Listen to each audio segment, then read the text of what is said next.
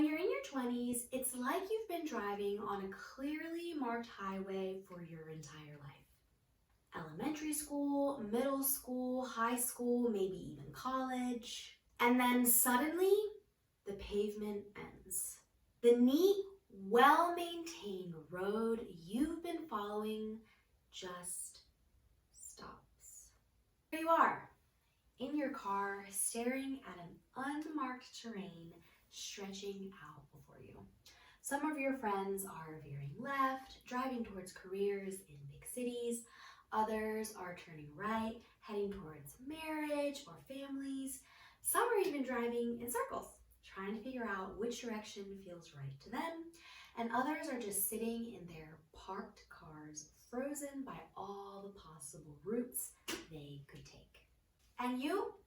Well, you're just currently sitting there, hands on the wheel, realizing that for the first time in your life, there's no obvious next exit. No guidance counselor handing you a roadmap, no parents in your passenger seat telling you which way to turn, and no societal GPS that everyone follows. It's just you, your vehicle, and an unmarked terrain stretching out before you. This is the moment where you realize, I need to start paving my own road.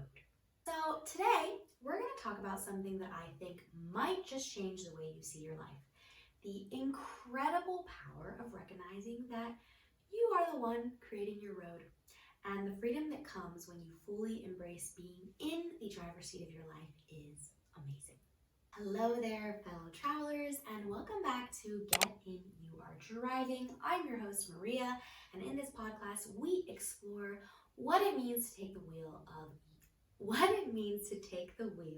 of life's journey. I want to share something that I think is super important, but that many of us forget, which is we have more control than we think. We get to choose our direction in life, our attitude, our response. Sure, the road might get rough, and sometimes it might feel like life has thrown us into the passenger seat, because it will. But at the end of each and every day, this is what I will always know to be true and that I want you to remember. You are always the one driving, and sometimes all you need is the courage to get in your car and drive day after day. Guys, let's get into today's episode. I'm super excited. So first I want to talk about what prompted me to think of all of this. Recently, I've been feeling like I'm in what I call the spring season of life. And if you've been listening to my episodes before, you know that I like using seasons as metaphors for different chapters that we go through. I just think it's such a useful way to think about it. For the past couple years, I feel like when I moved to Europe, I was very deeply in like a winter season, a hermit crab era season.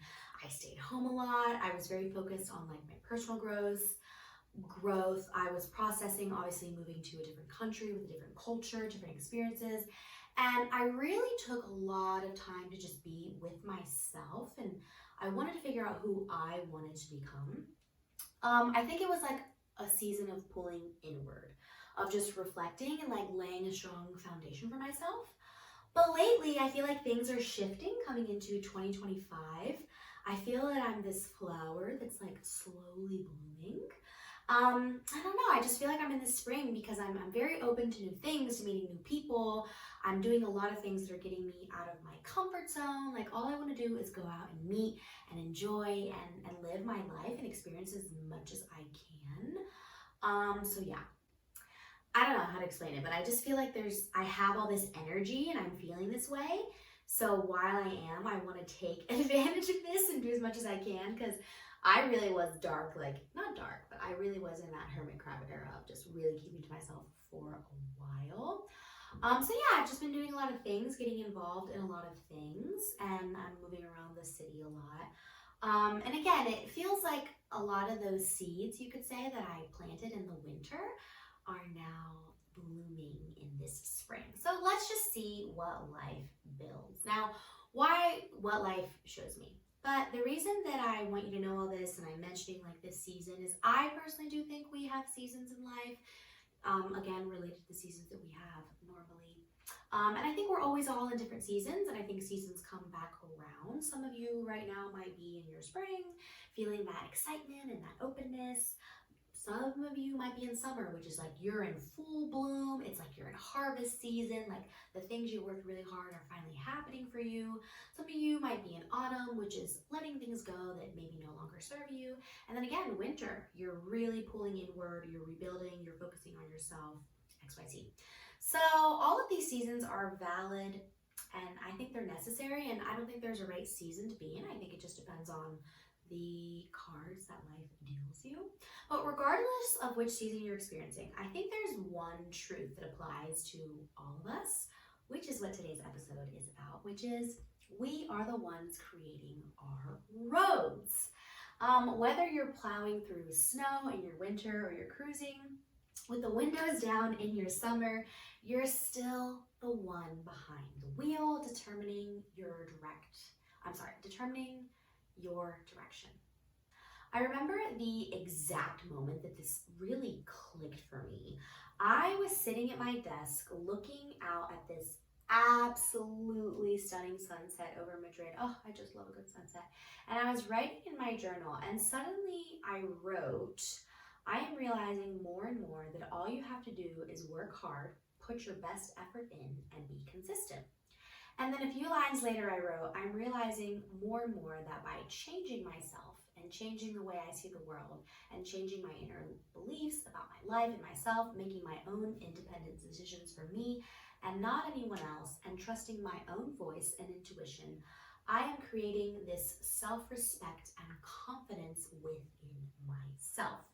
So again, that moment when I was journaling that and just like looking out at that sunset, I guess what you could say is I had this epiphany, and I really understood that I wasn't just passively moving through life, and that life wasn't happening to me, I could happen to life. I was actively creating my reality and my future one choice at a time.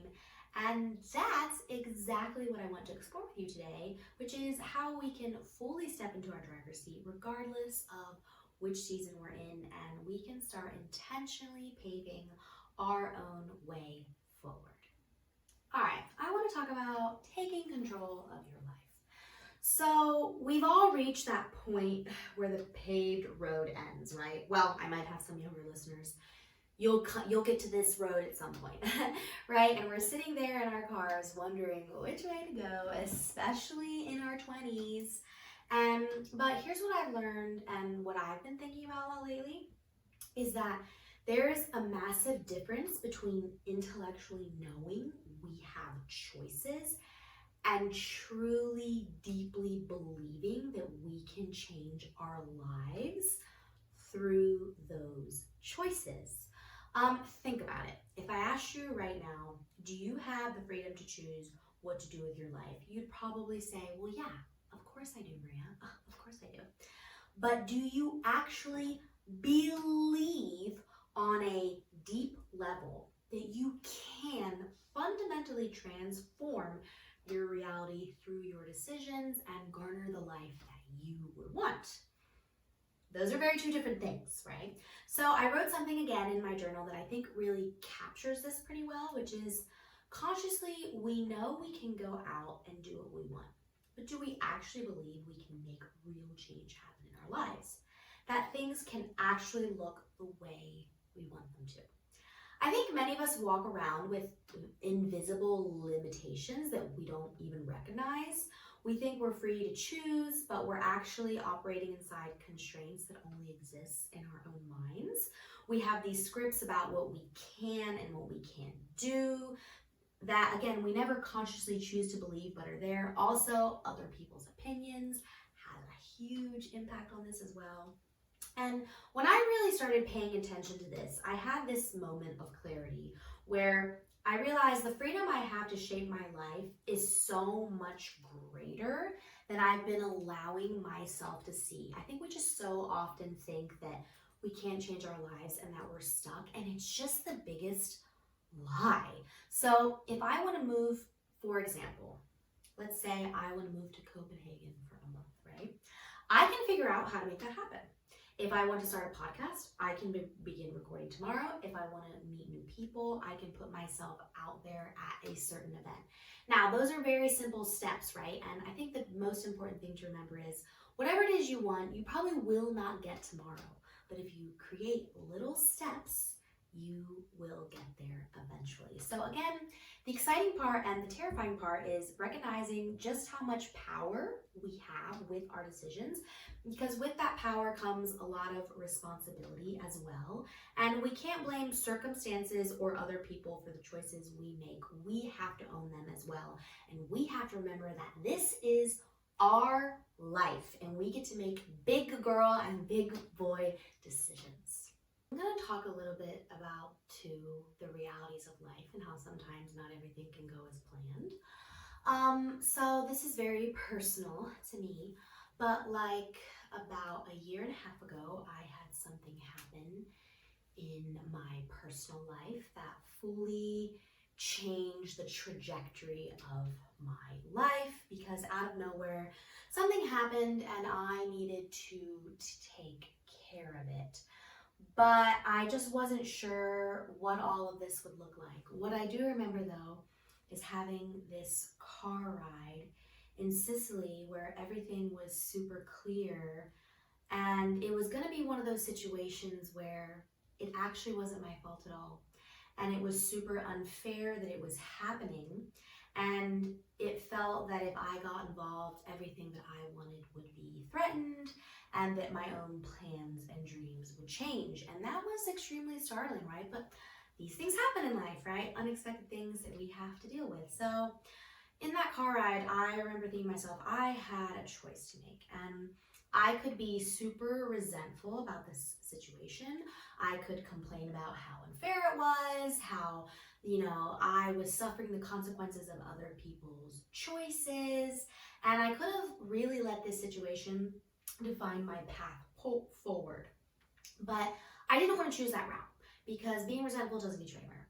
And I wanted to respond with love to this situation. And I remember another thing I wrote in my journal is, let me, along with the other person and people involved in the situation, step up and take responsibility for this. Let me handle it in the best way I know how, and let me remember that all humans make mistakes, and I'll probably make mistakes too that will inevitably affect other people and will be unfair to them. This was not an easy thing that was occurring in my life. There was a lot of financial distress, a lot of emotional distress because I didn't know what was going to happen. And a lot of the things that I cared about the most were possibly going to be changing drastically. In many ways, it was hell. It really, really was. But in this situation that, again, was out of my control, it was something that I had been dealt, I knew, and I wanted to keep choosing my response, which was, like I said earlier, I wanted to respond to this with grace and with love. And almost now a year and a half later, the situation has really turned around. But it was a lot of grinding. It was a lot of hard work. It was a lot of nights that were very difficult to fall asleep because I didn't know what would happen. But I realized what really got me through that was wanting to not allow, and I've talked about this before, don't let this situation that, again, truly was not my fault, was so unfair, make me better and not make me bitter. Like, I'm a big observer of people, and I feel that so much of why people are resentful is because they've allowed a hard experience to make them bitter. And of course, from just a human standpoint, I get it. Things happen to us that are just terrible and we have to deal with them. But there's always a choice in how you deal with them. And for example, with this situation, it was hard, it was unfair, and trust me, I wasn't waking up every morning like, yay, I'm gonna choose better. But fundamentally, I knew that's what I wanted to choose in the situation. And what I want to talk about before we get into the other things of, you're somebody that's creating your own map here, the most successful drivers create their own exits, is I want to acknowledge the things that are gonna happen along the way. I still think having your dreams and chasing what you want is fully possible, but I want to also share my empathy and understanding that we don't live life on our timeline. We don't, and sometimes things happen. So I just wanted to share this. I know I didn't go into like a lot of detail, and I feel like I'm not the person to go super into detail with these things, especially things that involve other people that you really care about. But again, I just wanted to share an example of we're all going to go through something really tough that might make things take a little bit longer than we would like. But I just want to acknowledge the reality of these things happening and having to deal with cards that were dealt while also fully believing that you can still get your dreams. Like they're always there. So again, we always get to choose our response. We have more control than we think. We might not be able to control the weather as a storm starts pouring down. Wait a minute. I'm looking back at my notes here and I'm realizing that. So I ended up telling you that the situation has changed, and it has. It's changed a lot. And now I want to share an analogy that I think will really help. So again, in these really tough moments when we're like in the thick of it, we always have more control than we think, because I always say we have control of our response. So we might not be able to control the weather as a storm starts pouring down on our journey, but we can decide whether to pull over, to drive slower, to turn on our headlights, or to find shelter. And most importantly, we can control our attitude about the weather that's unfortunately not cooperating with us. I assume you get the analogy. The most important realization I've had is that while we can't control everything that happens to us, we always can control how we respond. That choice of response, it's never, ever taken away from you. And I always want you to remember that. And don't look around at other people. Don't expect other people to have the maturity. Look at yourself. Because no matter how difficult your situation is, you do have a choice.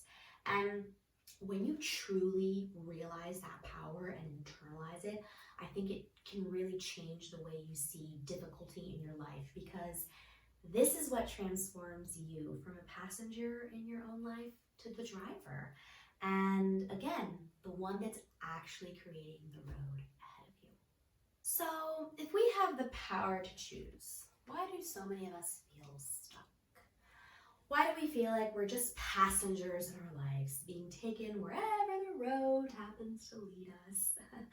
I think there are several invisible barriers that hold us back from truly taking the wheel. So I think one of the first barriers is those limiting beliefs that we don't realize that we have. Again, these are like mental roadblocks that appear very real to us that we never think to really question. We tell ourselves stories like, people like me don't start a business, or I'm not the creative type, or I'm not smart enough to work at a big financial company, or I could never make enough money doing what I love. And we accept these constraints without ever testing if they're actually true. We believe this story about ourselves that we've been telling ourselves. And then there's also fear of failure, fear of judgment, fear of change, fear of stepping out of our comfort zones. It's like we're very afraid to press the gas pedal because we might just crash. So instead, we sit in the park with our engine on and we just go nowhere. I experience this a lot with posting on social media, because I also have another account that's where I really like to post about fashion. I've been posting for 2 years very consistently now, and truly like putting my heart into every post, because it's just, I really like it. Like, I just really like clothes, and my motto has always been like, I just want to be in my most favorite outfit every day. And I'm gonna be very honest and vulnerable. My content has stayed very stagnant. Nothing has really changed, and I have really put my best efforts forward of trying to like change things up within my content, post differently, all these like social media tips and tricks I've listened to, like, I don't know, and it still stayed pretty stagnant.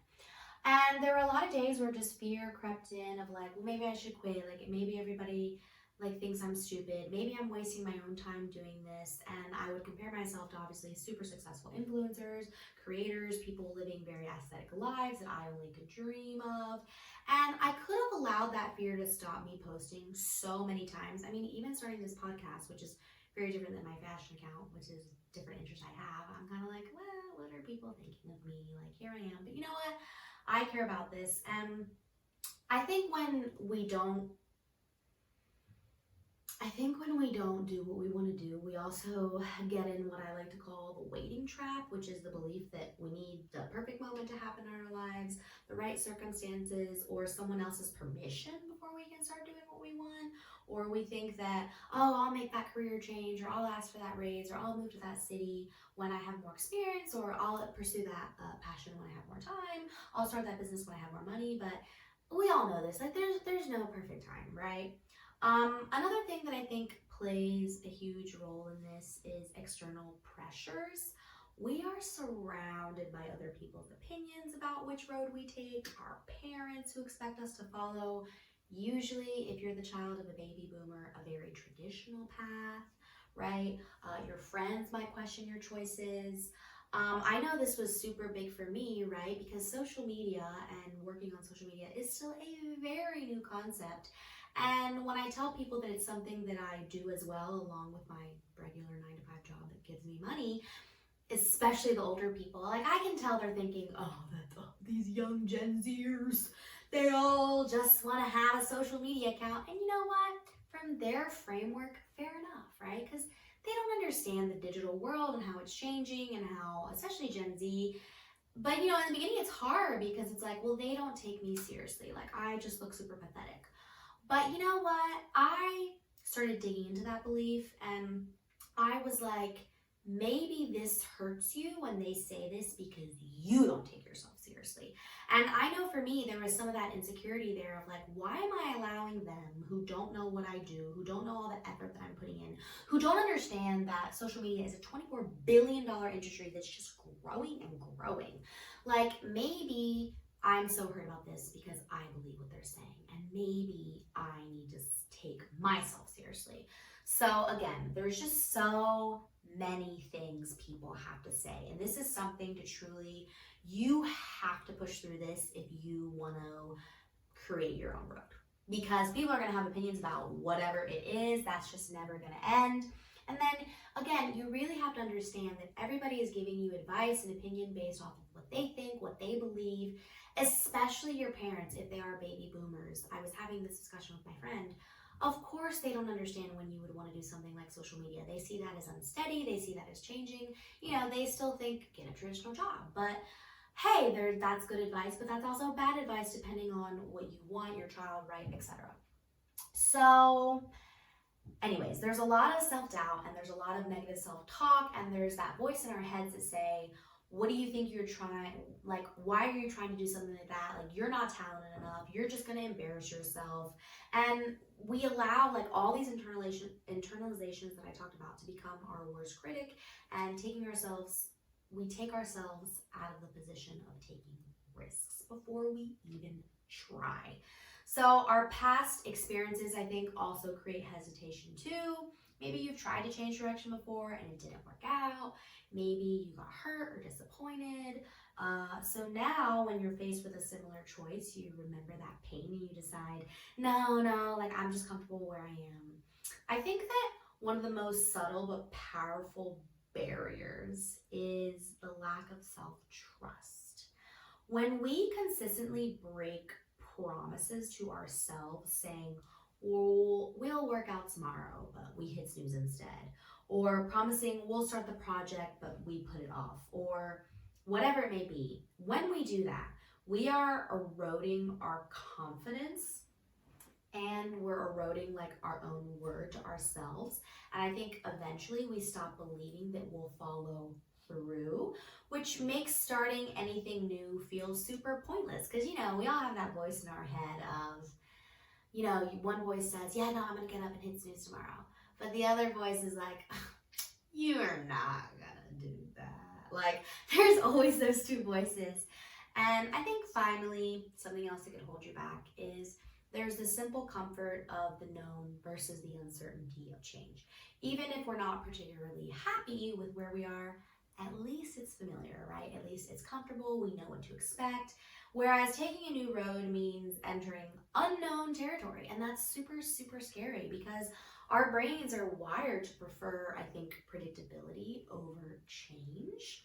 So, but the thing is, if nothing changes, nothing changes. So here's the thing about all these barriers. They only have power if you don't recognize them. So I listed several, but I think that once we see them for what they are, which is just thoughts, just feelings, just opinions, just patterns that we've followed into, we can start to move past them and we can get back in that driver's seat and remember that we have a choice with the direction we want to go in. Okay, I am so excited to get into this part of the podcast, which is going to be defining success on your own terms.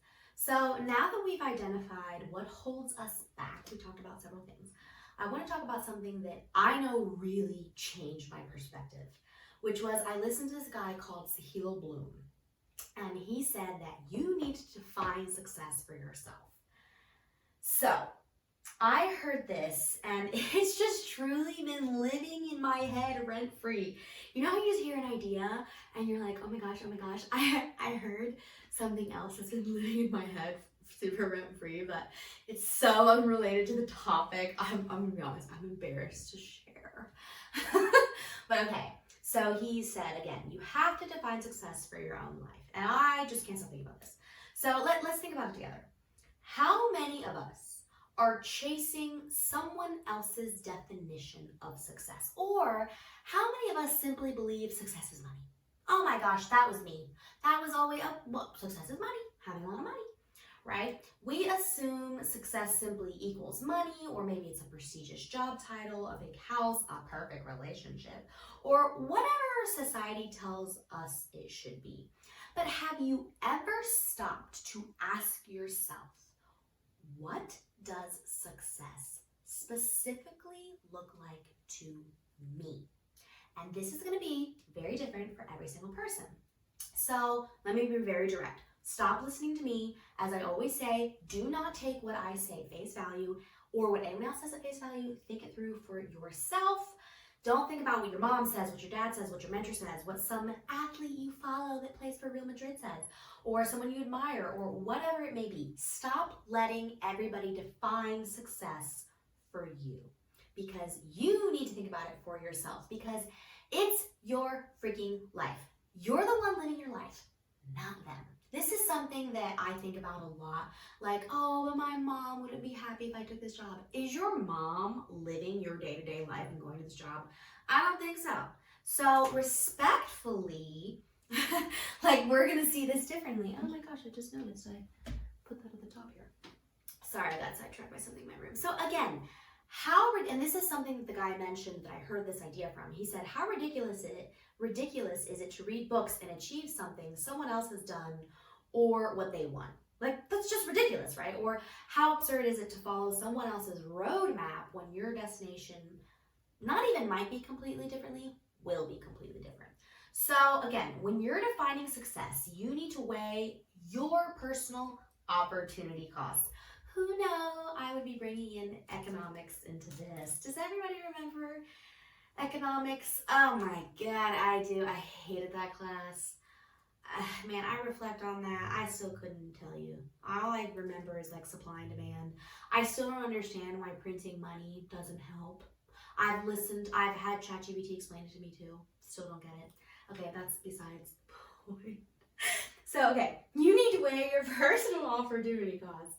So I want you to think like this. There are only trade-offs in life. There are never perfect solutions. I will say that again.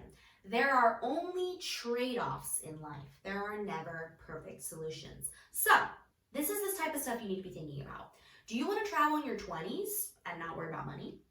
Or do you want to bow your head for 5 years and grind so you have more freedom in your 30s? Do you value time with family?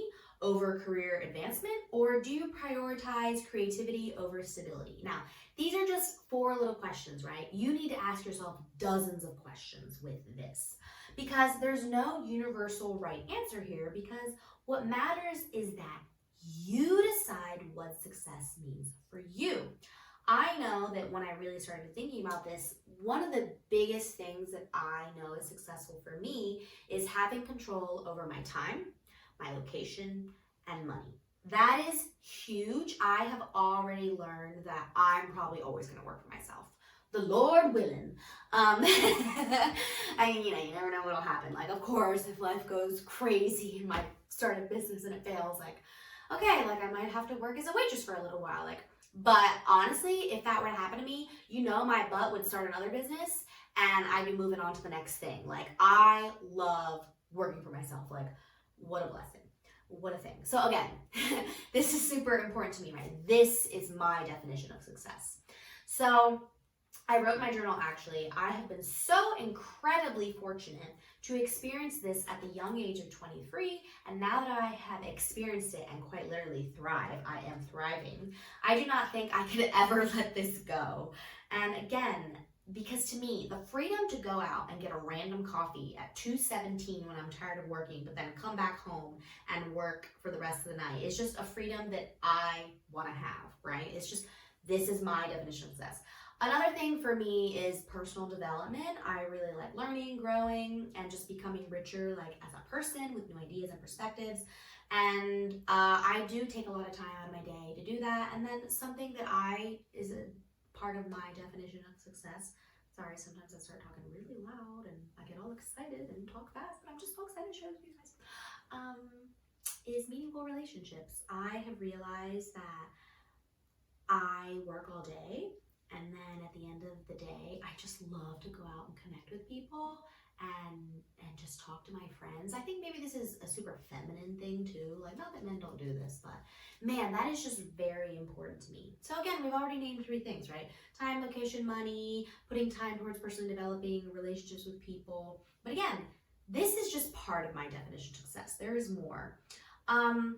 But I think here's what's interesting. When I define success for myself, I realized that what I wanted wasn't necessarily what others around me wanted for me or agreed with. That was tough.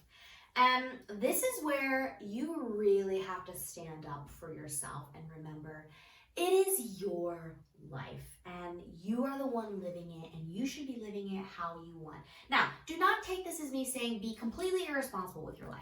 No, but do what you want. Like, again, define success for yourself. Like, I know so many people have questioned my decisions about many things, and I've had a lot of conversations with people where I definitely, I could tell people underestimated me and thought I was just this cute little girl saying hee. And you know what?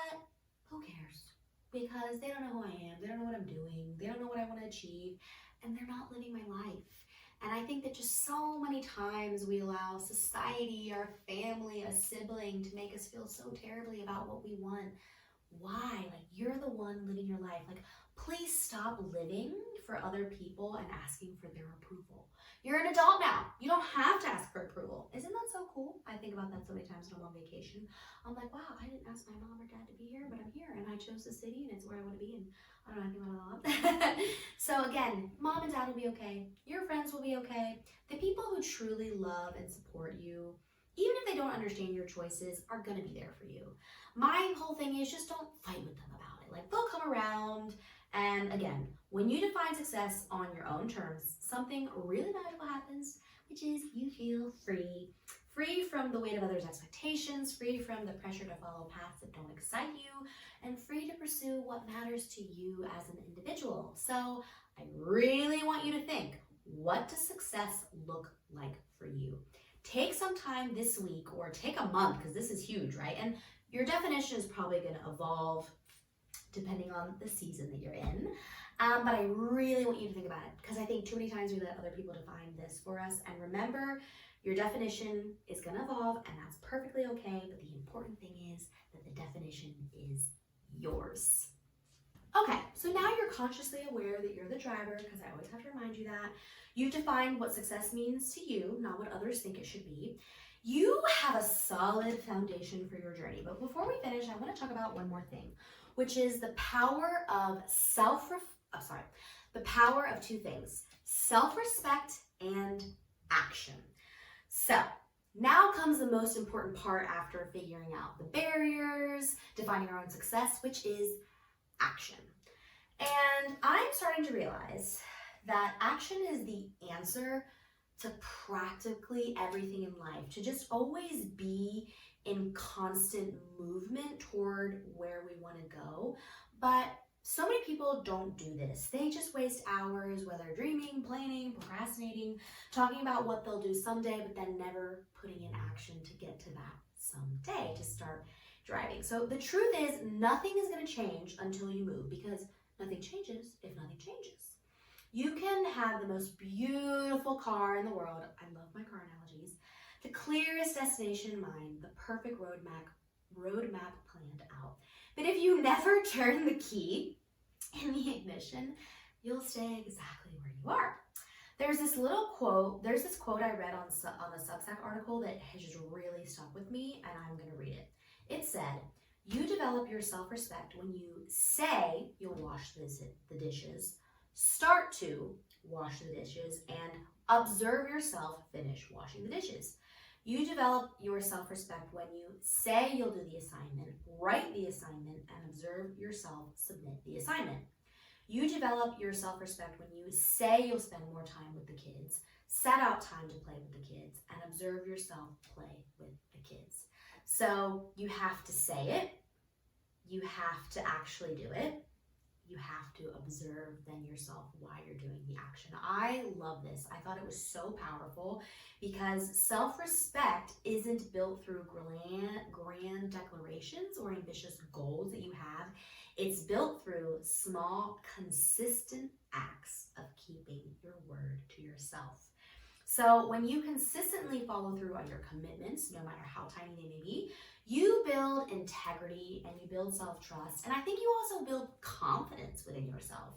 But when you repeatedly break these promises to yourself, you erode your self-respect, you create disappointment and low self-esteem. You start to see yourself as someone who doesn't follow through, which makes starting anything new feel pointless. And then also, you kind of just start to see yourself as a joke. It's back to that voice in my head of, there's those two voices of like, okay, I'm gonna wake up, but then that other voice comes in and like, well, you know you won't. Like, we don't want that second voice.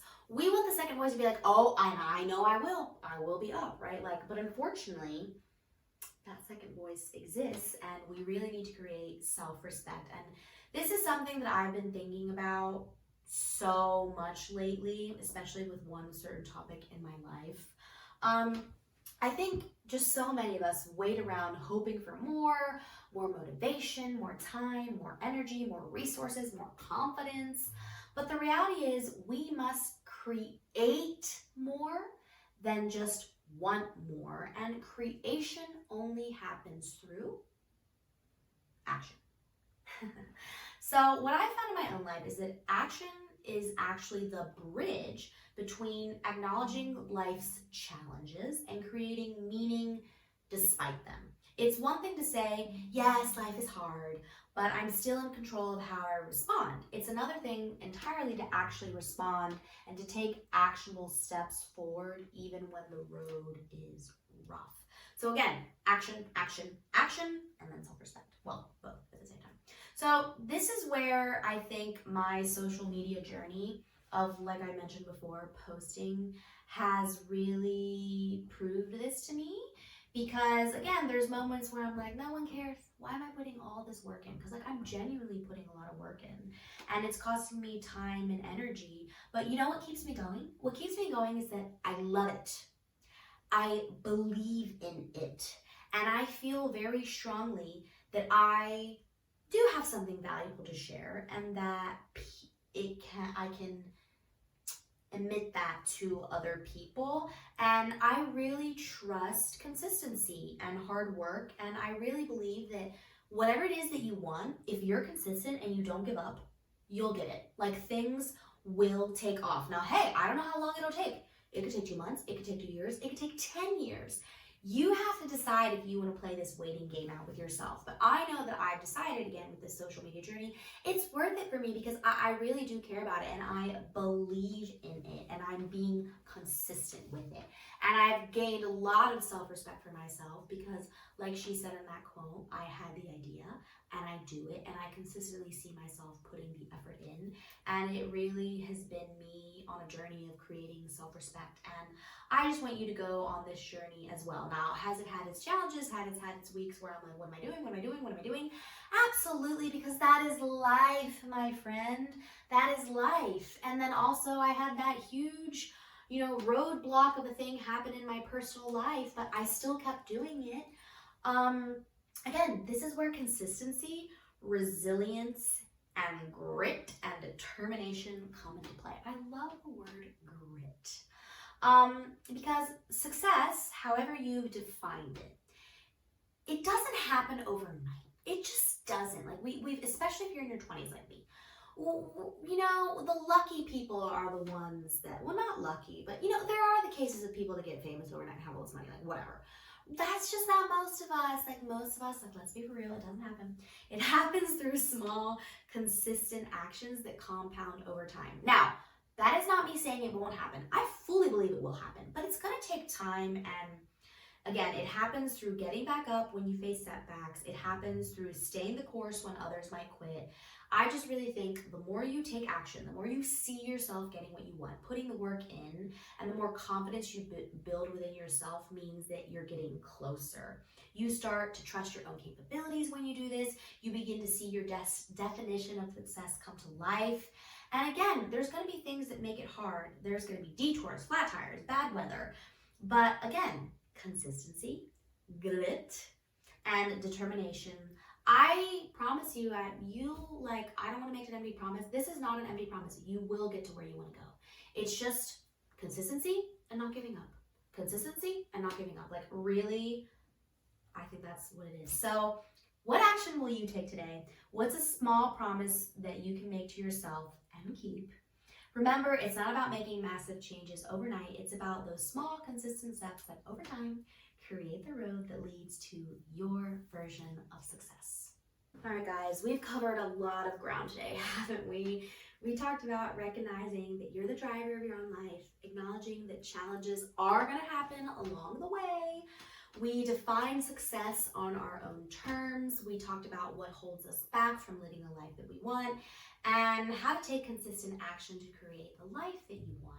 I want to add one more thing before we wrap up, which is this, because I heard this and it really stuck with me.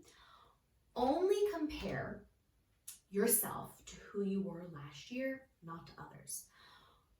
Like anything else in life, social media has positives and it has negatives. I think one of the negatives is we see what every other 25-year-old is doing right now. Like think about that. 10, 15 years ago, I didn't know what a 25-year-old was doing in New Zealand. Now I know. So what does that mean? That means I have all these 25-year-olds to compare myself to. And I don't want you to do that. I only want you to compare yourself to yourself because that person is driving on a completely different road. Their journey isn't yours. So don't get distracted and look at their route because you need to be focused on your own and you need to be competing with yourself. Ask yourself, am I better than I was last year? Have I grown? Have I moved forward in some way? If the answer is yes, that's wonderful. That is where you need to be. And I want you to celebrate that progress. If not, that's okay. It just means that you need to get moving and you need to get on action, action, action, action. Action should be your favorite word with intention. Because remember, remember that choosing optimism in the face of life's challenges isn't naive. I think it's actually the brave choice because it's easy to give in to wherever your life is now and just have a lot of negativity or to focus on what other people have and you don't, to focus on what's going wrong, to blame the circumstances, to blame other people, to blame the country that you're from. Like that's easy to do, right? That's easy to just blame someone else. But I think that it takes real courage to acknowledge life's hardships while still choosing to see possibilities to create meaning, to keep driving forward, and to take responsibility for our own lives and realize, hey, yeah, that happened to me and it sucked, but I have the power to control what I'm going to do now. So I want you to know that I believe in you, and I believe that you have everything to create the road that you want to travel. You have the power to define what success means to you. You have the capacity to take action, even if it's one very small step at a time, because you are stronger, braver, and more capable than you realize. And like I named this podcast, the most successful drivers take their own exits. And I thought about that very strategically because I really think the people that have a life that they love and really enjoy it and it's full are the ones that were brave enough to go on their own path and stop comparing themselves to others. So here's what I want you to do this week to get you kind of started on this if you're feeling like, oh my goodness, where do I even start though? So one, I want you to identify one area in your life because you don't want to just change everything and create all these goals all at once. You're going to overwhelm yourself. So identify one area of your life where you've been waiting for permission instead of taking action. What's one step you could take today in that direction? Whether that be getting a new job, losing weight, having a difficult conversation with your friend because she's upsetting you, whatever it may be. 2, write down your definition of success in 3 key areas of your life. Maybe you only want to start out with that one. But I like to do 3 and I like categorize my life in certain ways, but maybe you could start with career and personal growth, or career and relationships, or career and spiritual life, like whatever it may be. Or maybe you want to focus on health and finances, or creativity and finances. Again, whatever matters the most to you, just write down your definition of success in those 3 areas, or if you want to take it slow, 1 area.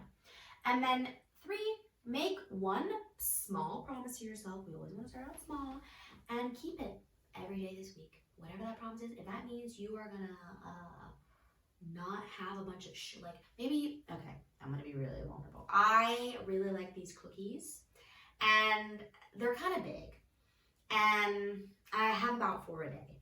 And last week I told myself 2 because I don't want to go cold turkey and get rid of them. But this is something very small, right? But I've been noticing like it's too much sugar. I don't need all this sugar. So I've been doing 2 a week. A very small promise to myself. I have been keeping it. And remember, this doesn't have to be big, but again, just something small so that you can slowly start building that self-trust, that self-respect, and that confidence. And if you do this, I would love to hear how this goes for you. I always have my email at the bottom of my description, so please share something if you want to share something. Thank you so much for being here. Thank you so much for listening and just taking the time to be patient with me and hear all this out. I really hope this can be helpful. Like I always say in the end, remember, you're the one driving. You get to choose your direction, your pace, your destination. All you need is the courage to get in the car day after day. Guys, again, thank you so much for being here. Until next time, I will see you then. Just remember that the most successful drivers create their own roads.